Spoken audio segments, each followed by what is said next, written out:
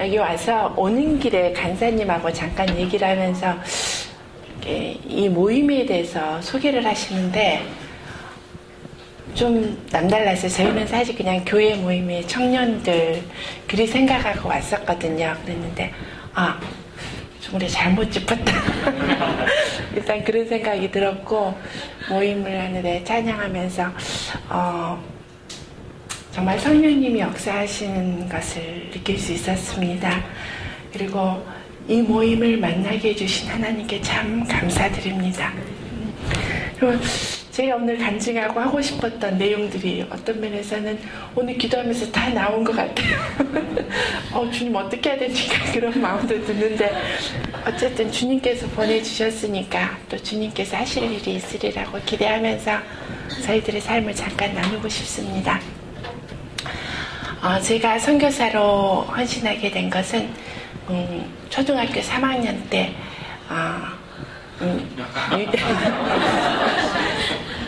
헌신이 아니고 주일학교 선생님이 커서 뭐가 될래? 라고 질문을 했을 때 그 뜻도 모르지만 막연하게 선교사가 되겠습니다 라고 했었습니다. 저희 아버님이 목회자신데 매일 저희 큰아버님을 위해서 기도했었습니다.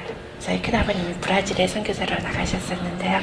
그래서 선교사가 뭔지도 모르면서 참 귀한 거다라는 걸 알았었고 그냥 좀 영웅심에 잘나 보이고 싶어서 전 선교사 될 거예요. 그랬던 것 같아요. 그렇지만 그런 고백을 했다는 것조차도 잊고 수많은 변화 속에서 살아왔지만 주님께서 그 고백을 잊지 않으셨는지 대학교 갔을 때 제가 만나는 사람마다 친하게 지낸 사람마다 다 선교 비전을 가진 사람들이었어요. 그런 것을 통해서 주님께서 선교에 대해서 계속 말씀하셨었습니다. 그래도 그때는 이미 저의 소망은 좀 멋진 삶을 살고 싶었고 그래서 전혀 나하고 상관없는 그런갑다 그러고 말았었죠.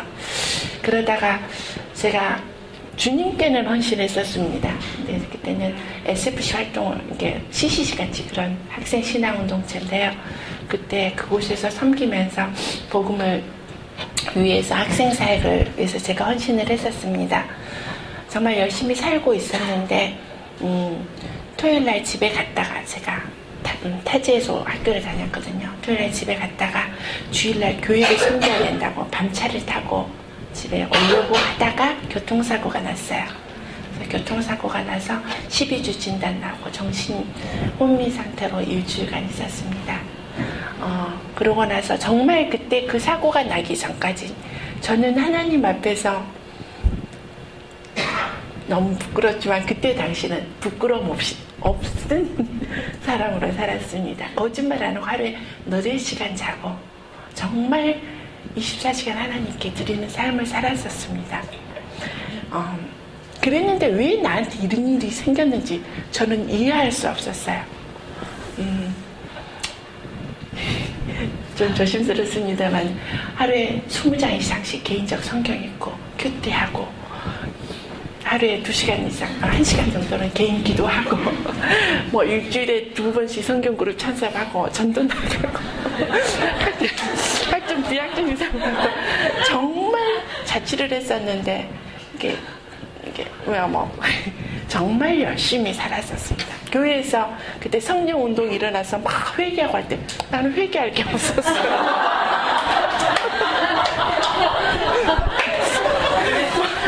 전도 안 한 거 회개하고 나는 전도 일주일에 한 번씩 나갔는데 뭐 이렇게 교만했었죠. 그랬는데 주님께서 한 1년 정도 지나고 나니까 그렇게 열심히 살았었는데 1년 정도 지나고 나니까 주님께서 제가 철저히 그때 당시 정말 머리끝부터 발끝까지 죄인이란 것을 또 말씀해 주셨어요.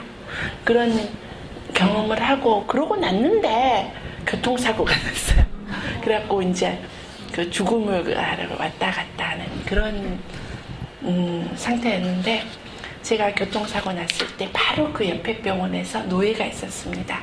아까 말했다시피 저희 아빠가 목회를 하고 있었는데 그래서 전 노예 사람 장모님들과 목사님들이 다 신방을 와주셨습니다. 그래서 오셔서 하시는 말씀이 전부 다 너는 덤으로 사는 삶이니 주님께 드려야 된다. 자, 복음을 위해서 살아가. 전부 다 뭐 집사님도 뭐 그냥 다 그랬던 것 같아요. 그래도 당연하지. 그리스도이니까 주님 위해서 살고 복음 위해서 사는 거지. 그렇게만 생각했었습니다. 저는 사모사자의 시호자도 생각 안 해봤고 선교선자의 시호자도 생각을 안 해봤었는데 그러다가 이제 그렇게 신앙생활을 했는데 대학부에서 저희 목사님이 OM 사역을 소개하시면서 한 번 살 인생 어떻게 살 것인가 라고 도전을 주셨습니다. 그때 당시 요한복음을 큐티를 하고 있었는데요. 말씀을 볼 때마다 말씀을 해석하는데 어떤 말씀을 보더라도 내 삶의 주인 되신 하나님, 이 주인 되신 하나님을 어떻게 내 삶에 적용할까 라고 말하면 너 삶을 어떻게 한 번 살 인생 어떻게 살 것인가 라는 그 울림이 계속 떠나지 않았습니다. 그래서 그때부터 이제 선교에 대해서 주님 앞에 묻기 시작했죠. 그러나 주님 아시잖아요. 내가 얼마나 죄인이고 내가 얼마나 부족한지 나의 연약함을 핑계하면서 계속적으로 헌신에 주저했었습니다. 그러다 선교 한국을 잘못 걸려가지고 선교 한국을 갔는데 두기고 아세요? 두기고 누군지? 바울의 편지를 전했던 사람이 두기고였습니다. 성경에 빌립보서 두기고의 사역을 소개하시면서 하나님께서 쓰시는 사람 잘난 사람이 아니고 작은 자, 신실한 자를 쓰신다는 말씀 앞에 제가 연약하니까 주님 앞에 쓰임, 헌신을 주저했던 것이 변명거리가 되지 못했습니다. 그래서 그 시간 펑펑 울면서 주님 앞에 선교사로 헌신하게 되었습니다. 네. 그리고 이제 만나서 오늘 저희 목사님 만나서 캄보디아로 가게 되었는데요. 캄보디아에서 있으면서 제일 많이 듣는 소리가 더운데 고생 많지 하는 소리예요. 저희 엄마는 전화할 때마다 우시면서 아이고 못 먹고 사냐 그런 말씀 잊지 않으셨어요. 하지만 선교사로서 살아간다는 게 추위와 더위 그리고 이렇게 현위화학적인 것들 이런 것들이 어렵지만 이런 것이 주된 어려움은 아닙니다. 제가 그런 것은 어려운데 적응해 나갈 수 있어요. 적응되어져 가고 또 이겨나갈 수 있도록 하나님께서 우리를 그렇게 창조하신 것 같아요. 가장 어려웠던 것은 저 자신의 연약함이었습니다. 제가 말했다시피 저는 교회 속에서 장뼈가 굵은 사람이기 때문에 그리고 정말 많은 형제들과 이렇게 사랑 가운데서 교회 공동체에서 자라왔는데 선교지에 뚝 떨어지니까 하나님은 보이지 않고 보이는 건 우상들밖에 보이지 않고 조직화되지 않은 사회 속에서 너무 외롭고 그런 것이 제일 힘들었던 것 같아요. 저희가 처음에 캄보디아에 도착했을 때 지금 너무 많이 변해있는데요. 정말 5시 후에 밖에 나가지 못했어요. 총소리가 들리고 아직도 전국이 불안정했었기 때문에 거리를 걸어다니면 처음엔 무서워서 나가지도 못하겠더라고요. 하도 안 좋은 소리 많이 들어서 밖에를 거리를 돌아다니면서 머리를 감으면 머리 감는 물이 누렇게 먼지로 인해서 이렇게 변하고 전기가 막 하루에도 몇 번씩 나가고 샤워하다가 물이 끊기고 막 이런 환경이었기 때문에 이렇게 무기력함에 빠지는 거예요. 저희 목사님은 몇 달이 지나고 나니까 캄보디아는 참 큰 감옥 같다 라고 표현하셨어요. 캄보디아 프놈펜 내에도 전기와 물이 있었지만 제한적인데 밖에 나가면 아무것도 정말 아무것도 없는 그런 상황이었기 때문에 이렇게 나갈 수가 없는 거죠. 제가 1년 반 만에 태국에 갔는데 정말 그때 이렇게 1년 반 정도 캄보디아에서 살다가 태국에 갔는데 다른 세상에 왔다는 것이 이런 것이구나. 눈이 뒤집힌단 말에 의미를 실감할 수 있겠더라고요. 정말 치약도 하나, 비누도 하나, 뭐 선택의 여지가 없는 조그만 구멍가게 같은 그런 곳에서 그런 것이 생활 조달품을 다 조달하는 그런 환경에서 하다가 태국에 가니까 너무 정말 천국 같은 그렇게 차대를 저희들이 보냈던 것 같습니다.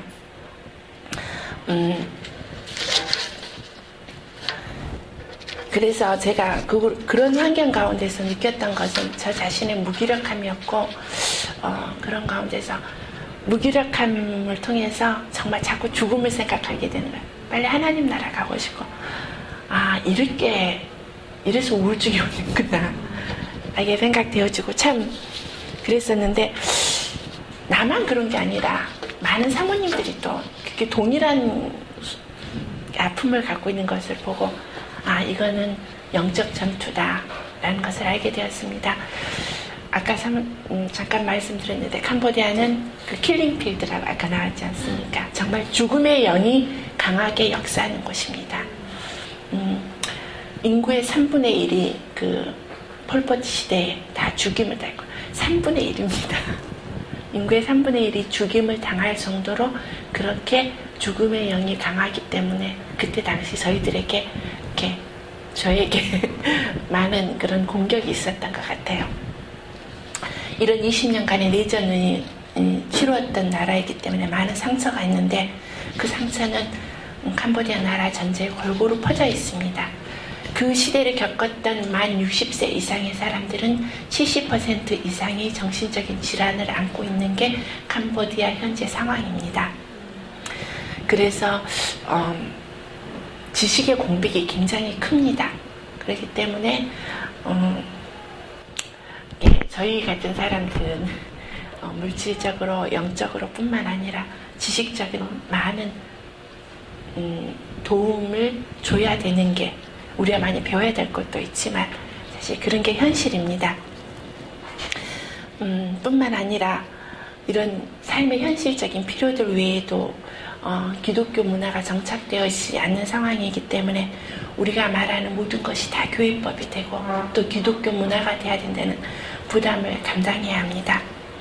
우리가 소수 부족에게 전도하러 갔을 때는 타고 온 차가 신기해 갖고 동네방네 꼬마들이 다 구경 나오기도 하지만, 또 푸놈펜 한쪽에서는 새로 나온 스마트폰이 사기 위해서 또는 구경하기 위해서 줄 서 있는 게 동시에 공존하는 것이 선교지 상황입니다. 이 말은 대학생들에게조차 손 씻는 법, 이렇게 양치질하는 법, 이런 기초 위생법을 가르쳐야 함과 동시에 또 현재 유튜브에서 한참 유행한 것들에 대해서도 말할 수 있어야 되는 것입니다.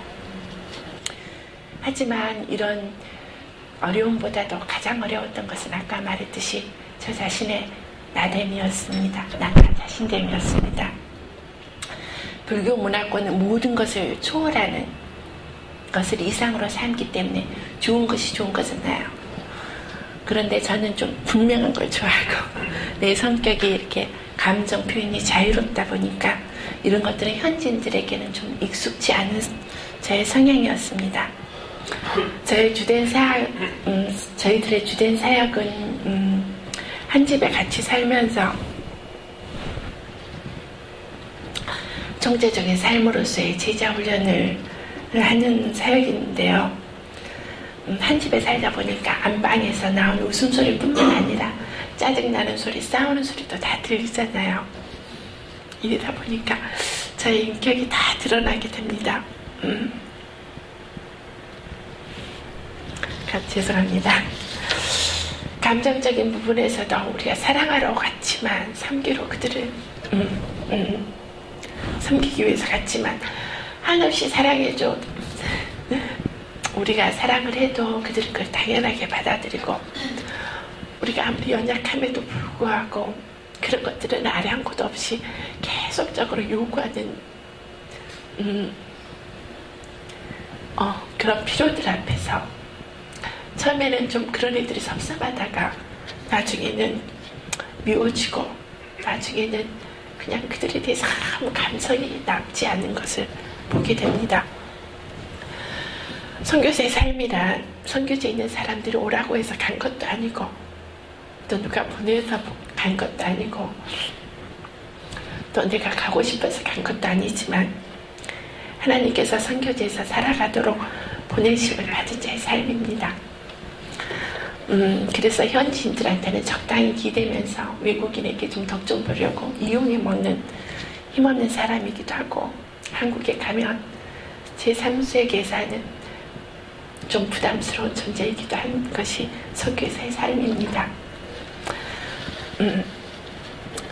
그렇지만 사회적 지위와 지성을 갖추고서 이태리 디자이너의 작품인 작전을 기울이는 사람의 삶이 부럽지 않고 골프 여행을 위해서 스케줄 잡고 있는 사람이 한편으로는 안타깝게 여겨지기도 합니다.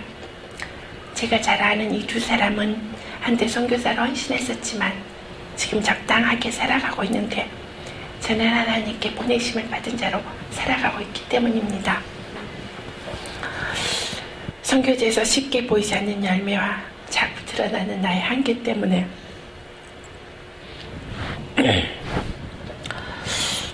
애통하고 부르짖을 때 하나님께서는 저를 기뻐하신다고 말씀해 주셨습니다.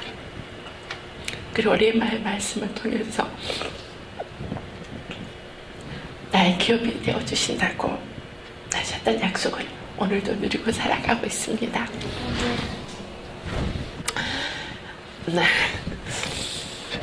제가 처음 선교지로 갔을 때는 OMF라는 국제 선교단체를 통해서 나갔었습니다. 그랬기 때문에 저희 자녀들이 국제학교에 다닐 수 있었습니다. 영국에서 온 선생님이 학교에서 가르치면서 그 소속 기관인 선교사들 자녀들에게는 이렇게 거의 학비를 받지 않고 이렇게 혜택을 줬기 때문에 저희들 아이들 국제학교를 다녔었는데 두 번째 텀 때는 또 여기도 긴 스토리가 있습니다만 다 나눌 수 없고 그냥 저희들이 GMS로 이제 OMF에 간두고 GMS 우리 교단 선교부인데요. 그쪽에서 그쪽 소속으로 저희가 사역을 하게 되었습니다. 그렇게 두 번째 텀 지나기 전에 1년 동안 저희들이 선교지에 있는 동안 캄보디아에서는 선교지 돌아보니까 선교사 자녀학교가 생겼더라고요. 그런데 안식년 기간 동안에 만난 어느 장로님께서 캄보디아 가면은 뭐 여러 가지 얘기를 나누다가 자녀 교육 문제가 나와서 자녀 교육비를 다 대주시겠다고 생판 모르는 분인데 자녀 교육비를 다 대주시겠다고 국제학교 다닐 수 있는 그리고 앞으로도 자녀 교육은 자신이 맡겠다고 그렇게 말씀해 주셨어요. 그런데 딱 갔다 보니까 선교사 자녀학교가 생겼더라고요. 선교사 자녀학교가 생겼는데 갈등이 생겼죠. 모든 시설과 좋은 선생님이 갖춰진 학교와 이제 돈 없는 선교사님들 몇 명 자녀들을 모아서 일반 주택에서 홈스쿨링 하던 분들이 모여서 그냥 같이 학교를 시작하는 그런 학교를 보내느냐. 근데 저희에게 헌금해 주신 분은 선교사 자녀 학교가 없는 줄 알고 저희들 혼자 해준다고 하셨는데 양심이 찌르더라고요. 그래서 저희들 선교사 자녀 학교가 생겼습니다. 말씀드리고 학교 자녀비 주신 걸로 저희들 학사를 시작했습니다. 사역비로 시작을 했는데 1년 정도 지나니까 이제 우리 애가 1년 반 정도 지나니까 한국에서 어느 목사님이 오셔서 저희 사역을 보시고 저희 학사 집세랑 이렇게 대주시겠다고 1년에 1,000불 정도 대주시겠다고 하시는 거예요. 안 대주셔도 우리 아직 사역하고 있는데 1,000불 주신다니까 웬 떡이냐. 하나님께서 우리 그 희생을 보시고 주셨는가 보다 싶어서 그때 딱 우리 큰애가 중학교를 갈 시기였어요. 이제 좋은 학교를 보내야지. 선교사님들한테 요즘 국제학교 학비가 얼마예요? 알아보고 다녔어요. 근데 그때 당시 제가 세계 오늘 정말 기도 정보 이게 보면서 참 저 놀랐는데 저도 좀 나중에 소개해 주세요. 그때 당시에는 세계 기도 정보 책자를 가지고 기도를 하고 있었습니다. 내가 자녀 문제를 이렇게 새로 들어온 이 천부를 어떻게 사용할까를 하나님한테 물어보지 않고 그냥 하나님이 주신 건 같다 생각하고 자녀 교육을 생각했었는데 새벽에 금절 놓고 기도하려고 일어난 게 아니라 정말 열방을 위해서 기도하려고 새벽에 일어났습니다. 제가 이 시간 여러분에게 하고 싶은 말은 하나님께서 정말로 열방을 위해서 기도하는 걸 기뻐하신다는 것입니다. 마태복음 6장 33절부터 그 말씀처럼 그의 나라와 먼저 의를 구하면 주님께서 다 채워주십니다. 근데 제가 열방을 위해서 기도하려고 새벽 4시에 딱 일어나서 기도 자리에 앉았는데 졸린 상태로 있죠. 너무나도 분명하게 주님께서 자녀 교육 걱정하지 말아라고 말씀해 주셨습니다. 그래서 얘들 학교 옮기려고 하던가 그냥 관두지 않고 그대로 그 자녀학교, 선교사 자녀학교를 보냈습니다. 그리고 나서 작년에 저희들 팔성교회가 끊긴 상태에서 두 자녀 한꺼번에 대학교에 다 들어갈 수 있었습니다. 하나이는 한국에 가고 그러니까 3월에 가고 하나이는 8월에 미국에 가고 그러니까 첫째, 둘째 이렇게 한 해에 들어갔었죠. 특히 미국에 온 애는 공부를 그리 잘한 것도 아니었는데 적당히 잘했는데 하나님께서 채워주셔서 4년 학비뿐만 아니라 기숙사비, 식비, 생활비 다 해결해 주셨습니다. 정말 하나님께서는 신실하셨습니다. 하지만 아직도 저는 선교지를 생각하면 좀 막막합니다. 그냥 답답하고 그래서 하나님한테 그냥 아버지 부르기만 합니다. 아버님 내 마음 아시죠?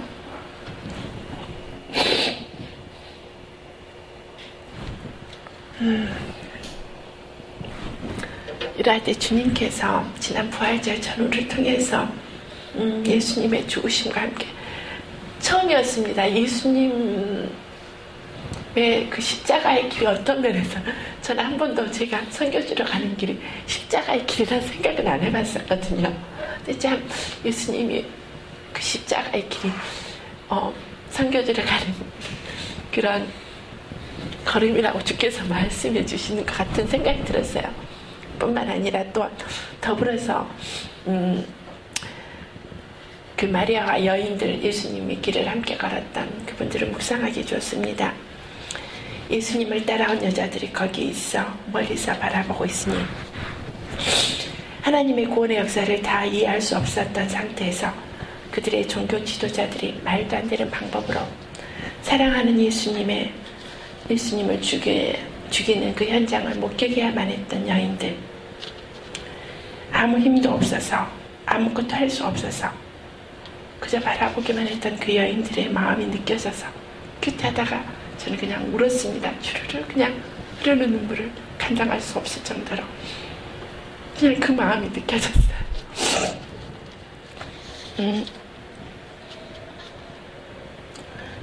그녀들은 아무 힘도 없었지만 주님을 사랑하는 그 마음만으로 주님이 가신 길을 그저 함께 했었던 것입니다.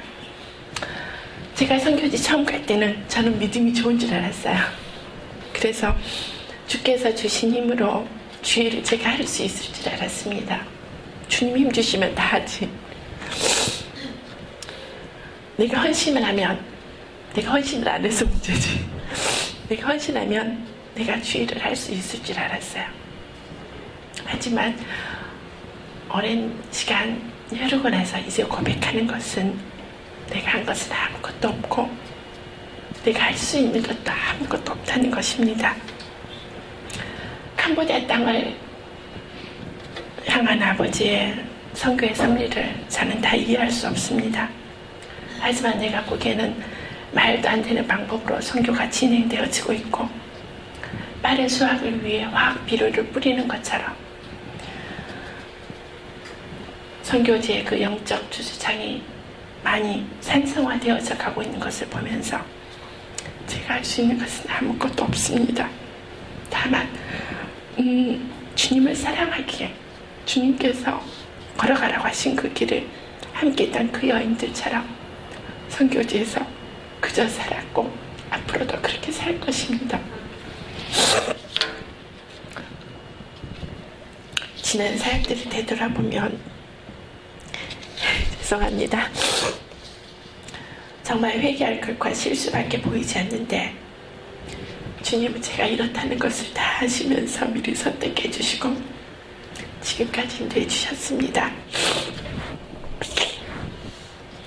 주님의 죽으심을 바라보면서 자신이 할 수 있는 것을 하고자 향료를 준비하는 마리아에게 부활의 소식을 처음 접하고 전하는 축복을 누릴 수 있었던 것처럼 저희들은 그저 그곳에서 살면서 저희가 할 수 있는 것을 했을 때 주님께서 캄보디아 신학교 교수를 배출해 주셨고 저희 제자가 또 다른 청소년 학사를 개척해 나가는 축복을 누릴 수 있게 해주셨습니다.